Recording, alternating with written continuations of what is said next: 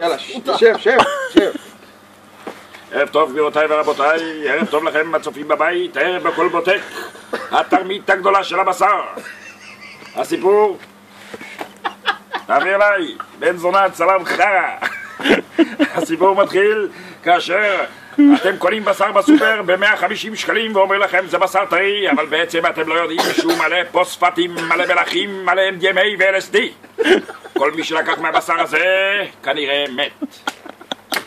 ירדנו לשטח בשביל לדעת אם הדברים האלה נוכחים. הסניף הראשון שפגשנו בו זה סניף של רמי לוי. היה איתנו התחקרן שלנו דודי דולב, כאשר מצא בבשרים שהם לא טובים.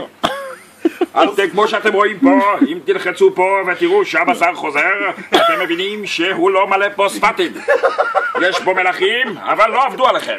150 שקלים לקילוגרם, ואתם, הלקוח משלם ויצא פרייר. הסיפור מתחיל בפינת הרחובות ז'בוטינסקי והמדינה ברמת גן, כאשר סניף של רמי לוי נמצא שם, ואתם רואים את הבשר הזה, הוא אמנם נראה לכם טעים, צלוי, אבל הצהלם, הבשר הזה בעצם מופשר.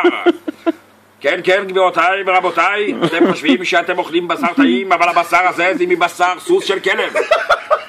יש בו שאריות של זנב, והמון מים מוספים, מלחים, והמון LSD. התוכנית הבאה תהיה על חיטוטים באף ועל מרמורים, ואיך באף שלכם בשערות הקטנות מתחבדים המון חולוגרומים.